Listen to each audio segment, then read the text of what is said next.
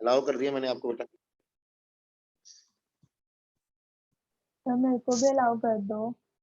मेरे को किसको? सर तन्वी। तन्वी आपकी ऑप्शन शो नहीं हो रहा बेटा। ओके आप सर। उस पे नहीं हो, लैपटॉप पे नहीं हो ना? No sir. हाँ, वो ऑप्शन शो नहीं कर रहा बेटा।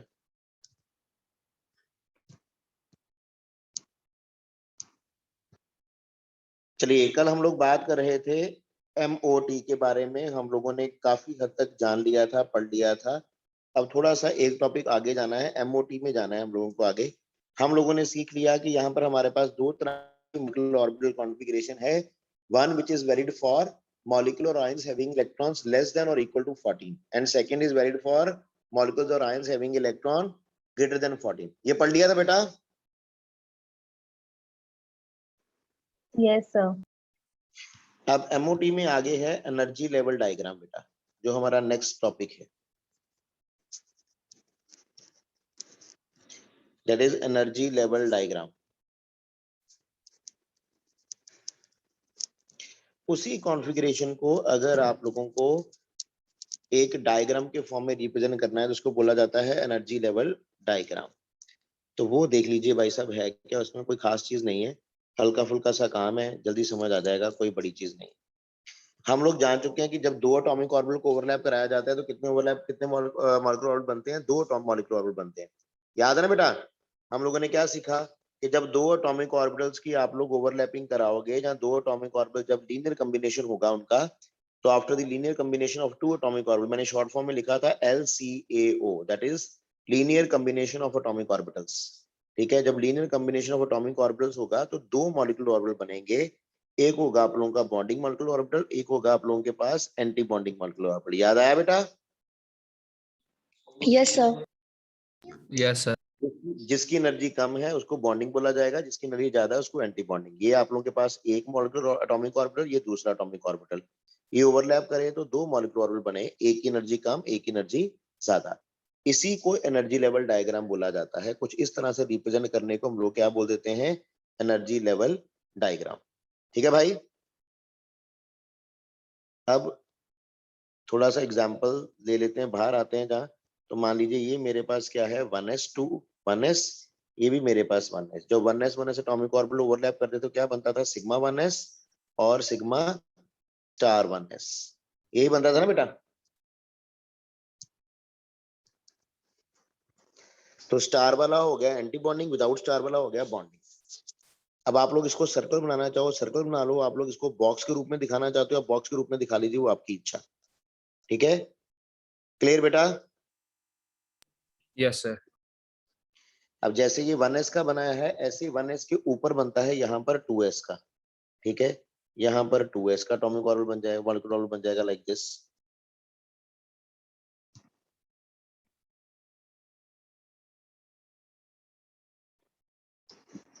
ठीक है बेटा? तो ये एक 2s का एटॉमिक ऑर्बिटल दूसरे 2s के एटॉमिक ऑर्बिटल के साथ ओवरलैप करेगा, तो एक बनेगा आप लोगों के पास सिग्मा 2s और एक बनेगा आप लोगों के पास sigma star 2s। Am I clear बेटा? Yes sir.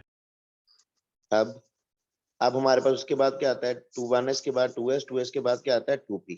और जब 2p के ओवरलैप करते हैं तो 2p में हमारे पास क्या था? हम लोग कर चुके हैं कि 2p में मेरे पास तीन एटॉमिक ऑर्बिटल होते हैं, 2px, 2py और 2pz। और यहाँ पर मेरे पास क्या होगा? 2px, 2py और 2pz। तो तीन एटॉमिक ऑर्बिटल इस और हैं, तीन एटॉमिक ऑर्बिटल उस और हैं। तो तीन और तीन 6 एटॉमिक ऑर्बिटल ओवरलैप करेंगे तो मेरे पास क्या बनेंगे? 6 मॉलिक्यूलर ऑर्बिटल बनेंगे बेटा। तो वो 6 मॉलिक्यूलर ऑर्बिटल किस तरह से बनेंगे? कुछ इस तरह से बेटा।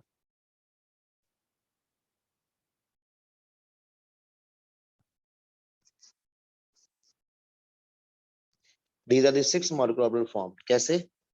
याद कीजिए, आप लोगों को बताया गया था कि जब 2px और 2px ओवरलैप करेंगे तो बनेगा पाई 2px। ठीक है, पाई 2py। जब py और py करेंगे, pi star 2px and pi star 2py और सिग्मा स्टार 2pz। वही मॉलिक्यूलर ऑर्बिटल कॉन्फिगरेशन जो हम लोगों ने करा था, मैं वही लिख रहा हूँ, कोई अपनी तरफ से नई चीज नहीं लगा रहा, कुछ नया नहीं आया है। क्लियर हो गया बेटा?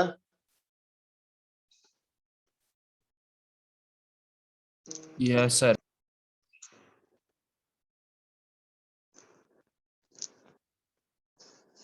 सर दोबारा बता दो एक बार। कौन बोला बेटा? सर दिव्यांश। वायसो दिव्यांश, सर ये ओवरलैपिंग वाला थोड़ा समझ नहीं लगा। ध्यान से देख लो बेटा, मैंने क्या बोला कि इस और आप लोगों के पास है एटॉमिक ऑर्बिटल कॉन्फ़िगरेशन, इस और आप लोगों के पास है एटॉमिक ऑर्बिटल कॉन्फ़िगरेशन। जो आप लोगों ने लास्ट टाइम किया था वही चीज है, कोई नई चीज नहीं है। This is atomic orbital, this is atomic orbital and these are your molecular orbitals. ठीक है बेटा, क्या हो रहा है हमारे पास, क्या दिखा रहे हैं कि जब दो एटॉमिक ऑर्बिटल आपस में ओवरलैप करते हैं तो दो मॉलिक्यूलर ऑर्बिटल बनते हैं। जब दो एटॉमिक ऑर्बिटल आपस में ओवरलैप करेंगे तो दो मॉलिक्यूलर ऑर्बिटल बनेंगे, 1s और 1s। ये एक 1s और ये दूसरा 1s जब आपस में ओवरलैप कर रहे हैं तो मेरे पास दो मॉलिक्यूलर ऑर्बिटल बन रहे हैं। एक बन रहा है सिग्मा 1s और एक बन रहा है मेरे पास sigma star 1s, like this. थोड़ा सा आप लोग हार श्रृंगार कर सकते हो अपनी मर्जी से, कोई अच्छे से ब्यूटी पार्लर पे ले जाओ और हार श्रृंगार कर लो। ठीक है बेटा? Excuse me sir. ठीक है, एक मिनट बेटा। तो this is sigma 1s and 1s आपस में कंबाइन करके बना रहे हैं sigma 1s and sigma star 1s। 2s और 2s आपस में ओवरलैप करके बना रहे हैं सिग्मा 2s और sigma star 2px star 2s। इसी तरह से 2px 2py 2pz 2px 2py 2pz से ओवरलैप करके बना रहे हैं ये वाले एटॉमिक ऑर्बिटल्स, ये वाले एटॉमिक ऑर्बिटल्स।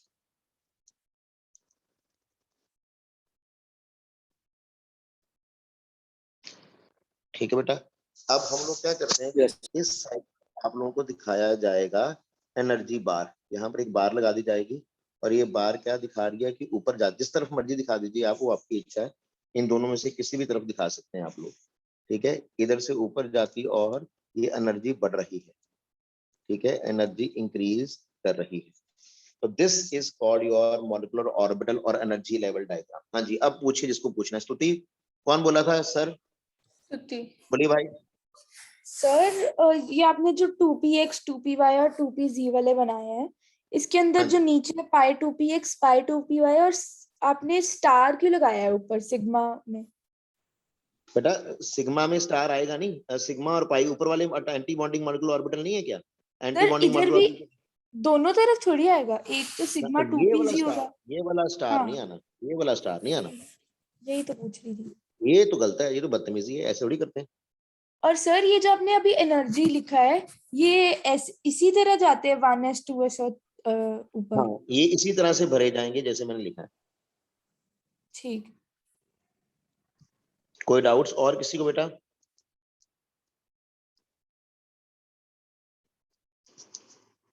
बोलिए भाई लोग। No sir.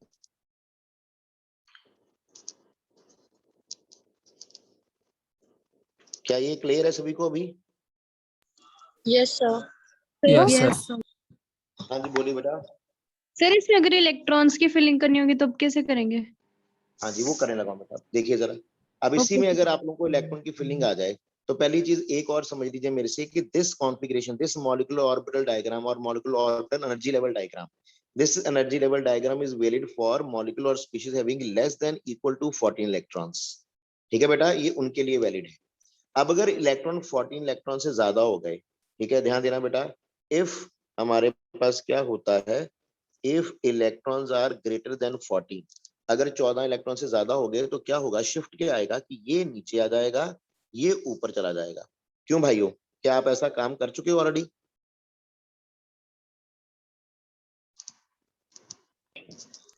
सर एक यही बार होता फिर है से बेटा। बताना, अभी आपने क्या बोला है? मैं बता रहा हूँ बेटा कि ये जो पहले वाली कॉन्फ़िगरेशन आप लोगों ने लिखी है वो वैलिड है उन मॉलिक्यूल्स या आयंस के लिए जिनकी configuration less than equal to 14 है, जिनकी configuration less than equal to 14 है, ये उनके लिए वैलिड है। अब मैंने बताया कि अगर कॉन्फ़िगरेशन इससे ज्यादा हो जाती है तो हम लोगों ने पढ़ा था ना, जब हम लोग कॉन्फ़िगरेशन लिख रहे थे तो कि सिग्मा 2p z का एटॉमिक ऑर्बिटल पहले मॉलिक्यूलर ऑर्बिटल पहले आ जाता है, याद आया कि नहीं? सिग्मा 2p z पहले आ जाता था ना, तो जब ड्रॉ करेंगे तब भी वो पहले बनेगा। ठीक है, याद आया बेटा? यस। Yes, sir. सिर्फ एक चेंज आता है, बाकी कोई चीज का चेंज नहीं आता, सिर्फ ये वाला एक मॉलिक्यूलर ऑर्बिटल। ये वाला एक जो मॉलिक्यूलर ऑर्बिटल है ये नीचे आ जाएगा और कुछ नहीं होगा, बाकी सब कुछ वैसे ही रहेगा। Anyone having any doubt in this now? Sir मतलब जो सिग्मा 2p z वाला है वो पाई 2p x की जगह आएगा और फिर वो एक एक आगे शिफ्ट हो जाएंगे। सिर्फ एक चेंज आएगा ना बेटा, ये नीचे आ जाएगा, ये ऊपर, नीचे वाले ये नीचे आ ड्रॉ जाएगा कर दूं और क्या ये, आप एक बार? हाँ मैं कर देता हूँ बेटा। देखो होगा क्या, अगर इनके लिए बात कर रहे हो आप लोग, अगर आप लोग बात कर रहे हो इनके लिए, ठीक है, 14 इलेक्ट्रॉन से ज्यादा वाली स्पीशीज के लिए बात कर रहे हो, तो क्या होगा कि ये यहाँ से उठेगा और ये यहाँ से उठ के यहाँ नीचे आ जाएगा सारा, बस ये चेंज आएगा और कोई चेंज नहीं आएगा। क्या चेंज आएगा वो देख लीजिए अभी बेटा। यहाँ पर आएगा सिग्मा 2p z और यहाँ पर आ जाएगा पाई 2p x और पाई 2p y, दैट्स इट, और कोई चेंज नहीं आएगा। Okay sir. ओके सिर्फ सर। इसकी पोजीशन में चेंज आना है और किसी चीज में कोई चेंज नहीं आना। क्या क्लियर हो गया अब? बोलो बेटा। Yes sir. Yes. चलिए अब मान लीजिए आप लोगों को आ जाता है फिलिंग के लिए, आ गया क्वेश्चन, आ गया आप लोगों के पास कि राइट द इलेक्ट्रॉनिक कॉन्फ़िगरेशन या molecular orbital configuration rather, write the molecular orbital configuration and draw its energy level diagram as well. ये भी पूछा जाएगा कि इसका एनर्जी लेवल डायग्राम भी बना के दीजिए। और वो आपको क्वेश्चन किसके लिए आया है, मान लीजिए क्वेश्चन आया किसके लिए, यस मान लीजिए O2 के लिए आ गया। अब हमें पता है कि O2 कैसे बनता है, एक और से, यहाँ पे भी एटॉमिक नंबर 8, यहाँ पे भी एटॉमिक नंबर 8, इसके पास भी 8 इलेक्ट्रॉन है, इसके पास भी 8 इलेक्ट्रॉन है, और इस पूरे मॉलिक्यूल के पास कितने हो गए, 16। इतना क्लियर है सभी को? Yes, yes sir. Sir. Yes तो अब आप लोगों को इलेक्ट्रॉन्स की फिलिंग करनी है। भाई देखिए कैसे फिलिंग करेंगे। अब क्योंकि 16 इलेक्ट्रॉन थे, ग्रेटर देन 14 थे, तो यही वाला एनर्जी लेवल डायग्राम रहेगा। एनर्जी लेवल डायग्राम यही वाला रहेगा आपके पास जो मैंने भी बनाया हुआ है। तो अब पहले आप लोग भरो एटॉमिक ऑर्बिटल्स, इधर वाले एटॉमिक ऑर्बिटल, इधर वाला भी एटॉमिक ऑर्बिटल, इस वाले ऑक्सीजन का, इस वाले ऑक्सीजन का, और सेंटर वाला क्या है, मॉलिक्यूलर ऑर्बिटल। तो पहले एटॉमिक ऑर्बिटल की फिलिंग करें।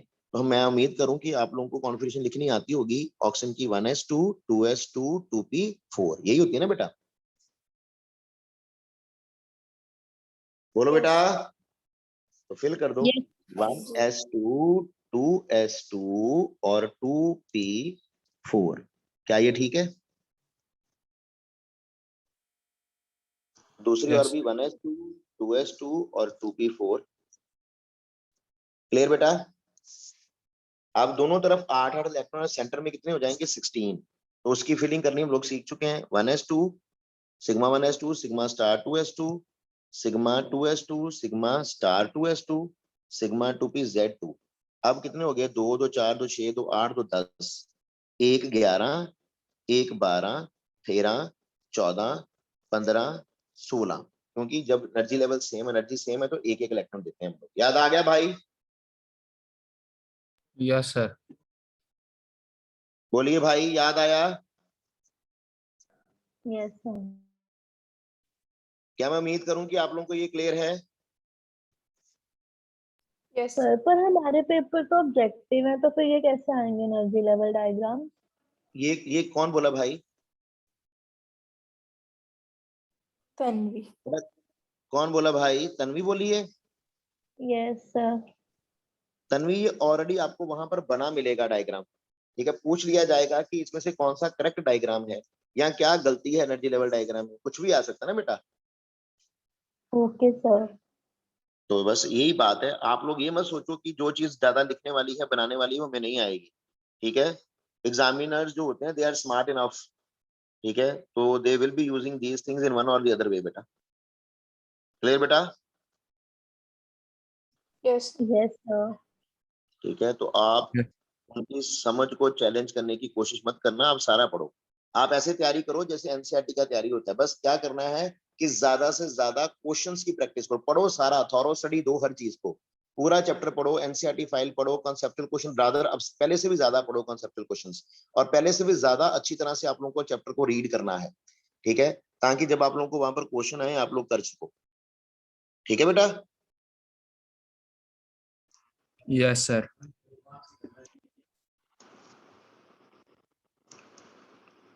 मेन चीज अभी भी वही है कि आप लोगों को पूरा चीज आनी ही चाहिए।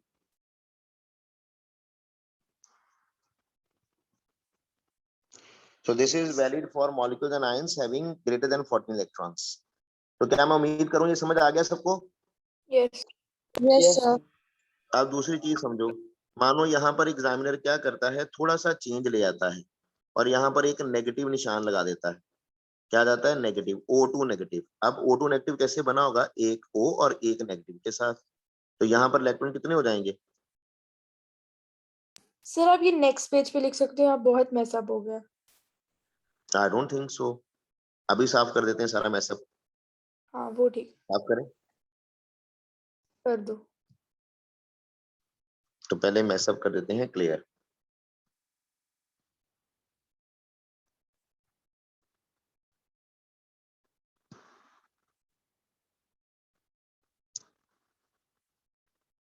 ये आप लोगों को पता लग गया कि दिस इज वैलिड फॉर, तो ये रेज कर देते हैं, इसकी जरूरत नहीं है। ठीक है, अब मैंने इसको भी रेज कर दिया। ठीक है, क्लियर बेटा? अब क्या हुआ कि एग्जामिनर ने आप लोगों को बोल दिया क्वेश्चन O2 नेगेटिव करके दिखाइए भाई। यहाँ पर एग्जामिनर ने O2 नेगेटिव बोल दिया, तो O2 नेगेटिव का मतलब होगा एक O और एक O नेगेटिव है आपके पास। एटॉमिक नंबर तो सेम रहेगा, लेकिन यहाँ पर इलेक्ट्रॉन कितने हो जाएंगे? 9 इलेक्ट्रॉन नहीं हो जाएंगे? बोलो बेटा। Yes sir. Yes, sir. तो Total. यहाँ पर कॉन्फिगरेशन क्या हो जाएगा? 1s2 2s2 और 2 की 5 हो जाएगा बेटा। यस। Yes. इजंट इट बेटा? Yes sir. Yes. तो बस वो भरना, इधर वाली कॉन्फिगरेशन सेम है। इधर 2 2 4 5 6 7 8 और एक ये 9, एक एक्स्ट्रा इलेक्ट्रॉन आ जाएगा। बस एक एक्स्ट्रा इलेक्ट्रॉन आ जाएगा। ठीक है भाइयों? और यहाँ पर भी 2 2 4 2 6 2 8 2 10 2 12 2 14 1 15 1 16 1 17, एक इलेक्ट्रॉन और आ जाएगा। This is the molecular orbital energy level diagram for O2 negative. भाई आइडिया समझ आ गया? Yes sir. Yes, sir. वैसे तो ये आता नहीं आप लोगों को, बनाना तो बिल्कुल भी नहीं आएगा, बनाना नहीं आएगा, लेकिन इसके ऊपर बेस अगर क्वेश्चन आया तो आप लोगों को करना आना चाहिए बेटा बस। ठीक है, कर दूं रेस? कर दो। ठीक है भाई। अब मान लो एग्जामिनर ने क्वेश्चन दे दिया N2 नेगेटिव का। किसके ऊपर क्वेश्चन आ गया? N22 नेगेटिव का। तो भाई वो कैसे बनाओगे? इधर N रहा होगा, इधर भी N रहा होगा, इसके ऊपर भी नेगेटिव चार्ज, इसके ऊपर भी नेगेटिव चार्ज, और एटॉमिक नंबर 7, एटॉमिक नंबर 7। ठीक है, कॉन्फिगरेशन क्या रही होगी? 1s2 2s2 2p 2 2 4 और 4 8। यहाँ पर भी क्या रहा होगा? 1s2 2s2 2p 4, दोनों की सेम रही होगी बेटा। क्लियर हो गया? Yes. Yes sir. Energy level diagram बनाने से पहले अब ये देखना है कि इसमें कितने इलेक्ट्रॉन होते हैं N2 में। नाइट्रोजन में कितने इलेक्ट्रॉन होते हैं? बोलो बेटा। 15। यहाँ पर होंगे 14 + 2 इलेक्ट्रॉन, बताया था ना कल। नाइट्रोजन में Yes. 14 है 15 ना, हो जाएगा। तो कौन सी जाएगी? पहली वाली, जो पहली वाली कॉन्फिगरेशन थी उसके लिए sigma pi two P X यहाँ पर आएगा। याद आया? तो उसके लिए इसको चेंज करना मत भूलिएगा, उसके लिए पहले आप लोग इसको चेंज करेंगे। बोलो भाई, पता लग गया?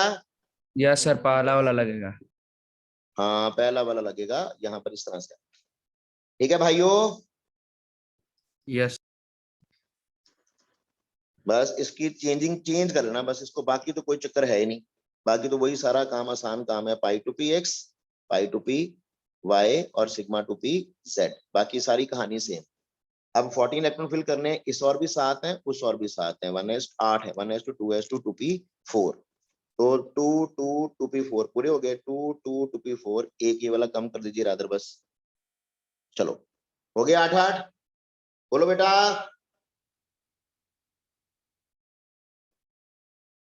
भाई क्लियर है? अब सेंटर में कितने पूरे करने हैं? 14 और 2 16, 14 और 2 16 पूरे करने हैं सेंटर में। तो करिए पूरे। 2 2 4 2 6 2 8, 8 के बाद 1 9 1 10 1 11 1 12 2 14 1 15 और 1 16, ये वाला ग्रीन वाला निकल जाएगा। बताइए बेटा, क्लियर है?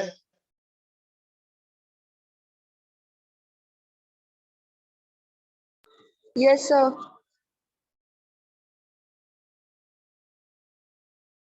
Yes sir. बेटा किसी को डाउट है इसमें? सर मुझे एक डाउट है हाँ बोलिए अर्पिता। सर, ये जो था N2 नेगेटिव, इसमें मतलब क्या चेंज करके, मतलब हमने कैसे लगा दिया वहां पे? सर एक बार आप फिर से मतलब ये इलेक्ट्रॉन के स्पिन निकाल के एक बार फिर से बना दोगे? कौन सी स्पिन निकाल के बनाना है बेटा? N2 सर ये नेगेटिव में मतलब कितने इलेक्ट्रॉन? बेटा N2 नेगेटिव में कितने इलेक्ट्रॉन होते हैं? ठीक है, कई बार ये याद रखना है। एक बार सुन लो बेटे +2। मेरी बात, बेटा फिर से बता देता हूँ, कोई बात नहीं, देख लो। ऐसे कई बार किताबों में एनर्जी इस और बनाई होती है, तो उसमें भी कंफ्यूज मत हो जाना। कोई बात नहीं, आप लोग कई बार छोटी छोटी बातों में कंफ्यूज हो जाते हो, ये तो हाल है आप लोगों के। तो बेटा क्या करना था, N2 नेगेटिव का क्या मतलब, दोनों तरफ N नेगेटिव है, तो दो मेरे पास N नेगेटिव है बेटा, ठीक है। तो इस तो और एक N का एटॉमिक नंबर कितना होता है 7, लेकिन एक नेगेटिव चार्ज है तो टोटल इलेक्ट्रॉन कितने हो गए 8। 1s2 2s2 2p4 configuration, 1s2 2s2 2p4 configuration. तो लेफ्ट हैंड साइड और एक्सट्रीम राइट हैंड साइड पर, इस साइड पर और इस साइड पर हम लोग एटॉमिक ऑर्बिटल कॉन्फ़िगरेशन फिल कर रहे हैं। 2 2 4 2 6 2 8 electrons, 2 2 4 2 6 2 8 electrons, that is atomic orbital configuration. अब मॉलिक्यूलर ऑर्बिटल कॉन्फ़िगरेशन में कितने इलेक्ट्रॉन बने? N2 में होते हैं 14, 2 नेगेटिव आया तो 2 इलेक्ट्रॉन ऐड हो गए, कितने आ गया 16। तो 16 इलेक्ट्रॉन को फिल करना था बस। तो कैसे फिल करते होते हो आप लोग? 2 2 4 2 6 2 8, ठीक है, 9 10 11 12, उसके बाद 2 इकट्ठे दे दिए 14 15 16। हाँ बेटा बताओ, अब क्या डाउट है अर्पिता? सर क्लियर हो गया। इसमें तो कोई बात ही नहीं थी बेटा। क्या बाकियों को क्लियर है बेटा? Yes Yes, sir. कोई बड़ी बात नहीं है। नहीं। चलिए, क्या आप इसका मैग्नेटिक कैरेक्टर बता सकते हैं कि ये पैरामैग्नेटिक होगा कि डायमैग्नेटिक होगा? बोलो। पैरामैग्नेटिक। Sir paramagnetic. मैग्नेटिक। दो अनपेड इलेक्ट्रॉन आप लोगों को नजर आ रहे हैं साफ साफ, ये दो अनपेड इलेक्ट्रॉन नजर आ रहे हैं, अंधों को भी नजर आएंगे ये दो इलेक्ट्रॉन, तो ये क्या होगा? पैरामैग्नेटिक। ठीक है भाई, यस सर। मैग्नेटिक मूवमेंट भी निकाल सकते हो। दो अनपेड इलेक्ट्रॉन है तो 2 under root of 2 into 2 plus 2 Bohr magnetron, formula कराया था ना बेटा? यस 2√2 क्या फॉर्मूला होता है? Under root of n into n n plus n 2 Bohr magnetron. याद आ गया? Yes sir. तो क्या आ जाएगा यहाँ पर? म्यू किसके बराबर आया आपके पास? 2 इंटू 2 प्लस 2 बोहर मैग्नेट्रॉन। ठीक है बेटा? यस 2√2 ये आंसर आ जाएगा। Yes sir. चलिए, क्या बॉन्ड ऑर्डर निकाल सकते हैं आप लोग इसका? क्या फॉर्मूला होगा? NB माइनस NA अपॉन 2 होता है क्या फॉर्मूला बेटा? यस तो कितने बॉन्डिंग इलेक्ट्रॉन है, कितने एंटी बॉन्डिंग इलेक्ट्रॉन है? पहले बॉन्डिंग देख लें। ये नीचे वाले बॉन्डिंग है सारे भाइयों। 2 10 2 4, नहीं ये नहीं आएगा इसमें, ये नहीं आएगा ना। 10 कौन कौन से? 2 2 4 2 6 2 8 और 2 10, 10 बॉन्डिंग इलेक्ट्रॉन आ गए। और एंटी बॉन्डिंग कितने हैं भाइयों? 2 2 4 1 5 और 1 6। ठीक है भाइयों,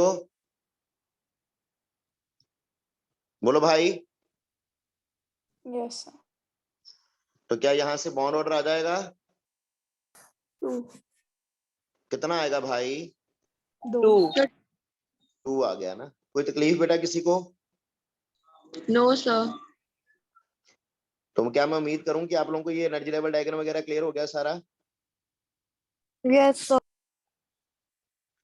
चलिए नेक्स्ट टॉपिक की ओर मूव कर रहे हैं। मैं उम्मीद करूंगा कि आप लोगों को ये क्लियर हो गया। इस तरह के जितने भी क्वेश्चन होंगे आप लोग कर लेंगे। सभी को वर्कशीट मिल चुका है? जिन बच्चों को हार्ड कॉपी Yes. मिल गई है वेरी गुड, जिनको हार्ड कॉपी नहीं मिली उनको सॉफ्ट कॉपी मिल चुकी है। मैंने PDF फाइल आप लोगों को सेंड कर दिया हुआ ग्रुप में सभी को। ठीक है भाई, अगर किसी को नहीं मिला तो मुझे व्हाट्सएप करके ले। ठीक है भाई, और ये वाले क्वेश्चन करने सॉल्व करने शुरू कर दो बेटा जल्दी से। सर ने DPP 2 और 3 करनी है ना बस? DPP 2 है और 3 है, शायद आप लोगों की एक और DPP नंबर था, क्या नंबर था मुझे पता नहीं, जिसमें बॉन्ड ऑर्डर वाले क्वेश्चंस हैं। एक में आप लोगों को हाइब्रिडेशन के क्वेश्चन है, एक में ज्योमेट्री और VSCPR के ऊपर क्वेश्चन है, एक DPP में आप लोगों के पास बॉन्ड ऑर्डर के ऊपर क्वेश्चन है। ठीक है बेटा? यस सर, वो ओके सर TPP 7 है बॉन्ड ऑर्डर वाली।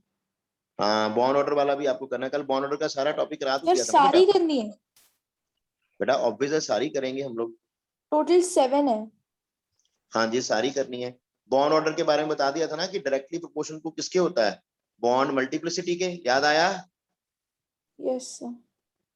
सर पर डायरेक्टली TPP 5 वाला टॉपिक हमने अभी किया नहीं हुआ। कौन सा टॉपिक? DPP 5 वाला टॉपिक अभी हमने किया नहीं हुआ। क्या टॉपिक है बोलो जरा। Sir dipole movement. हाँ बेटा, वो मैंने कहा नहीं करने को।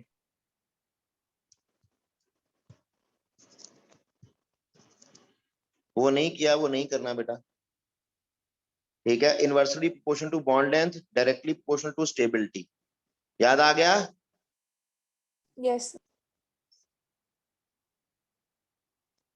Directly proportion to bond strength as well, bond strength और बॉन्ड डिसोसिएशन एनर्जी। बस यही मेन बात है उसमें, और कुछ नहीं। और ट्रिक में आप लोगों को शॉर्टकट तरीके से बॉन्ड ऑर्डर निकालना सिखा दिया है। क्यों भाइयों? तो सर मतलब फिर हमने एक DPP3 और DPP4 ही करनी है ना अकेली, बेटा क्योंकि सिर्फ फिफ्थ फिर डाइपोल मोमेंट वाला डाइपोल टॉपिक मोमेंट छोड़ भी है। दीजिए, सिर्फ डाइपोल मोमेंट वाला टॉपिक छोड़ दीजिए। ठीक है, फिलहाल के लिए। कल तक वो भी, कल परसों तक वो भी डाइपोल मोमेंट वाला टॉपिक भी हो जाएगा। 2 टॉपिक रह गए इसके बाद आप लोगों को। एक डाइपोल मोमेंट करना है, 3।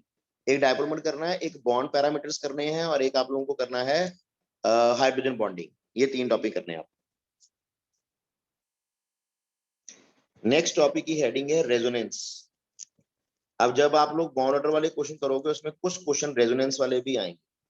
अब रेजोनेंस क्या है? ठीक है, याद कीजिए जब आप लोगों ने लुईस डॉट स्ट्रक्चर बनाए थे, क्या आप लोगों को सभी को लुईस डॉट स्ट्रक्चर बनाने आ गए हैं बेटा?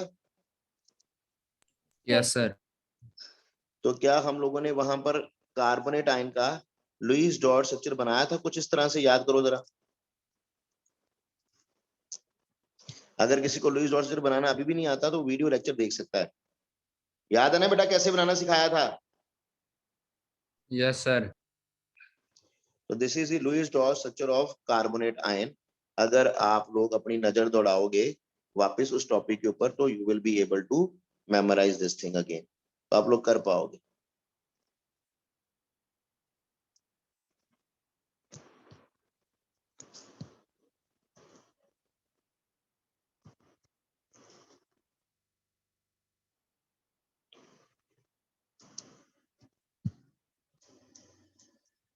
ये आप लोगों के पास CO3 नेगेटिव का स्ट्रक्चर आ रहा है, याद कीजिए जरा। बोलो बेटा।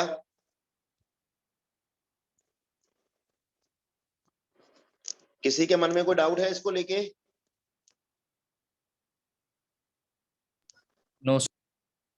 अब देखिए ध्यान से, यहाँ पर 2 नीचे वाले ऑप्शंस के ऊपर सिंगल बॉन्ड है और ऊपर वाले ऑप्शन के ऊपर डबल बॉन्ड है। तो जब हम लोगों ने कार्बोनेट आयन के इस स्ट्रक्चर से कार्बोनेट आयन की प्रॉपर्टीज को एक्सप्लेन करने की कोशिश करी, तो बेटा कुछ प्रॉपर्टीज, काफी हद तक प्रॉपर्टीज को हम लोग एक्सप्लेन कर पाए, लेकिन सारी प्रॉपर्टीज इस स्ट्रक्चर से एक्सप्लेन नहीं हो पाई। ठीक है, कुछ प्रॉपर्टीज एक्सप्लेन इसलिए नहीं हो पाई क्योंकि देखा गया कि अगर इसका स्ट्रक्चर इस तरह से हो सकता है, तो इस ऑक्सीजन ने कहा कि अगर मेरी पोजीशन यहाँ आ सकती है तो यहाँ क्यों नहीं?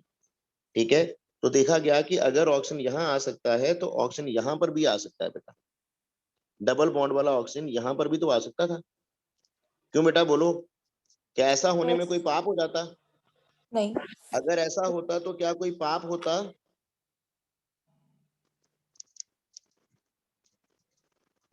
हो सकता था बेटा ऐसे भी। Yes sir.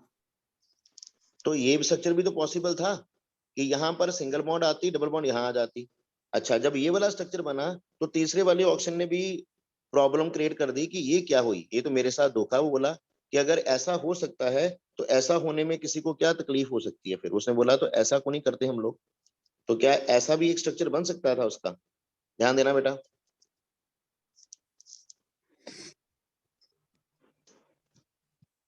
अब डबल बॉन्ड यहाँ आने की बजाय यहाँ भी तो आ सकती थी। बताओ बेटा। यस। आई होप आप लोगों को Yes, sir. Lewis dot structure बनाना आता है। सभी को पता है कितने कितने डॉट्स आ रहे हैं, कितने डॉट्स नहीं आने, वो पता है ना बेटा? ये डॉट्स में अपनी मर्जी से नहीं बनाना, ये वैलेंस आप लोगों के पास लोन पेयर ऑफ इलेक्ट्रॉन्स है। आई होप आप लोगों को पता है बेटा सभी को। Yes sir.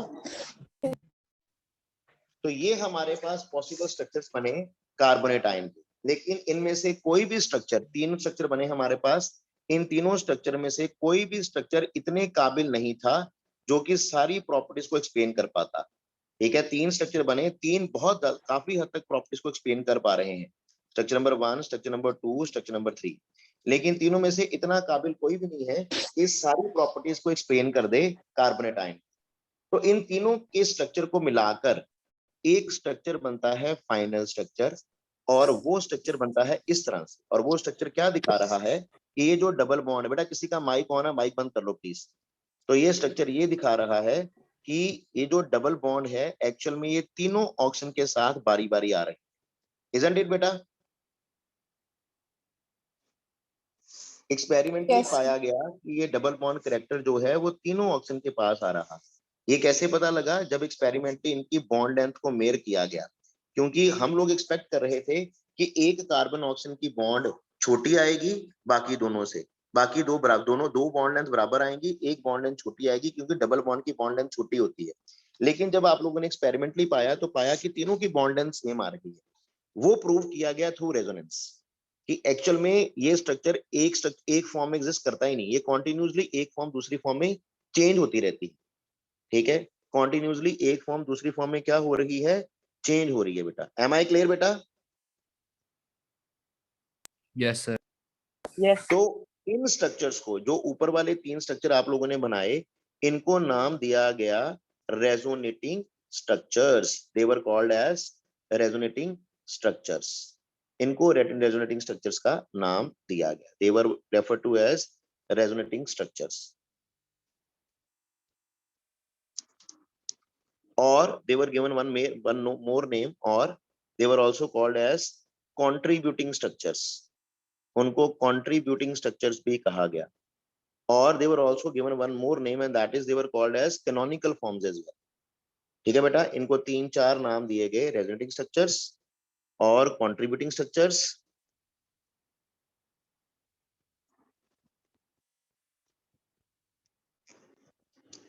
ठीक है बेटा, और कैनोनिकल फॉर्म्स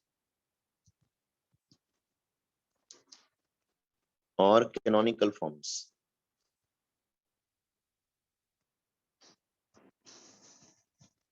ये सारे इन्हीं के नाम, रेजोनेटिंग स्ट्रक्चर्स, कंट्रीब्यूटिंग स्ट्रक्चर्स और canonical forms. And this final structure जो कि इन तीनों के बाद बना ना बेटा, तीनों के बाद बना, उसको नाम दिया गया रेजोनेंस हाइब्रिड। क्या नाम दिया गया बेटा? Resonance hybrid. याद रहेगा भाइयों?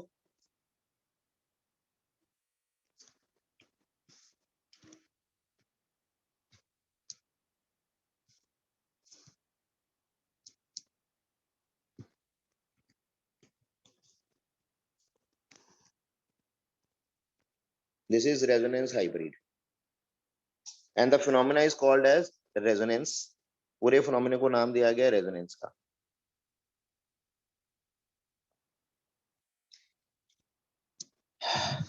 ठीक है बेटा, अब इसकी डेफिनेशन सुनिए बेटा, मेरी और ध्यान दीजिएगा, मैं डेफिनेशन बोल रहा हूँ, सिर्फ लोग फोकस कीजिएगा डेफिनेशन के ऊपर बेटा। क्या कहा गया आप लोगों को कि व्हेन अ मॉलिक्यूल, ठीक है, when a molecule can be represented with more than one structure, ठीक है, when a molecule can be represented with more than one structure, none of them is capable of explaining all the known properties. None of them is capable of explaining all the known properties, but ठीक है, but can prove most of the properties. Then the structures thus formed will be called as resonating structures or contributing structure and canonical form, and the intermediate structure formed will be named as resonance hybrid. जो intermediate structure बनेगा उसको resonance hybrid का नाम दिया जाएगा। कहने का मतलब इन सिंपल लैंग्वेज कि अगर एक मॉलिक्यूल के हम एक से ज्यादा उसके स्ट्रक्चर्स बना सकते हैं, ठीक है, जहां अरेंजमेंट्स बना सकते हैं, एटम्स का अरेंजमेंट बना सकते हैं, इलेक्ट्रॉन्स का अरेंजमेंट बना सकते हैं, तो उनमें से जिसमें से जितने भी स्ट्रक्चर्स आप लोग बना रहे हो या जितने भी इलेक्ट्रॉनिक अरेंजमेंट्स आप लोग बना रहे हो, उनमें से कोई भी इतने काबिल नहीं है कि एक मॉलिक्यूल की सारी प्रॉपर्टीज को एक्सप्लेन कर सके, but most of the properties को एक्सप्लेन कर रहा है। ठीक है, तो जो उन सभी का एक फाइनल स्ट्रक्चर बनेगा, that will be called as resonance hybrid. उसको क्या बोला जाएगा? रेजोनेंस हाइब्रिड बोला जाएगा, और फिनोमेना को नाम दिया जाएगा रेजोनेंस। क्या मेरी बात आप तक पहुंच पाई बेटा? Yes sir. अब 2-3 इंपॉर्टेंट बातें याद रखिएगा बेटा। ठीक है, मैं नेक्स्ट पेज पे जा रहा हूं, 2-3 इंपॉर्टेंट बातें आप लोग याद रखिएगा। और वो 2-3 इंपॉर्टेंट बातें क्या है? नंबर 1, ये जो आप लोगों ने कॉन्ट्रीब्यूटिंग स्ट्रक्चर्स बनाए हैं ना बेटा, इनकी कोई रियल एग्जिस्टेंस नहीं होती, they are imaginary structures, they are imaginary structures. याद रखेंगे बेटा? रेजोनेटिंग और कॉन्ट्रीब्यूटिंग स्ट्रक्चर्स, जो रेजोनेट